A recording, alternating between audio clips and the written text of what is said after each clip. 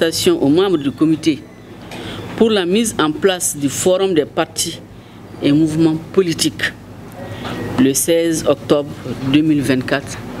Chers participants, l'objet du présent atelier s'inscrit dans l'espace de formation, d'échange, de réflexion et de contribution sur les réformes.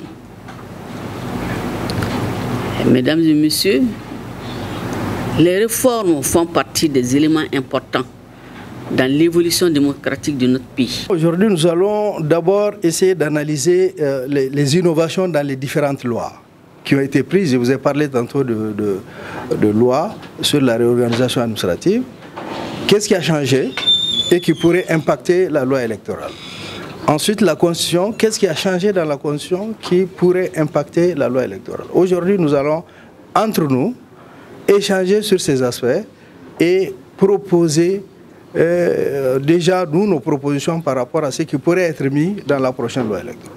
Depuis 2 ans, je pense qu'on est là-dessus.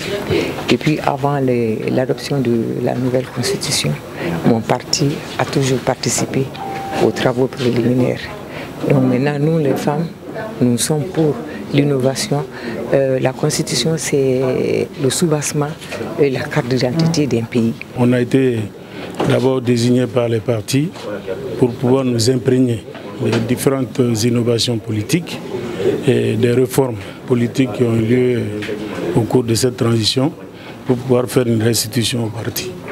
Et donc nous pensons nous enquérir de suffisamment d'informations pour les partager.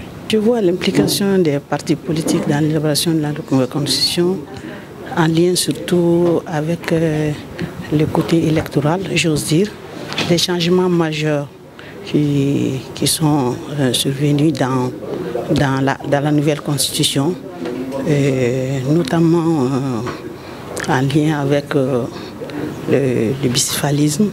Il va y avoir 2 chambres et aussi il va y avoir un organe de gestion des élections et certains délais tels que les 72 heures pour la contestation, entre autres. En réalité, le processus, la loi électorale étant l'épine dorsale du processus électoral, elle mérite d'être bien réfléchie, bien analysée. C'est dans ce cadre-là que nous avons initié cet atelier de 2 jours, vraiment pour aider les autorités maliennes à prendre des mesures nécessaires pour éviter des conflits post-électoraux.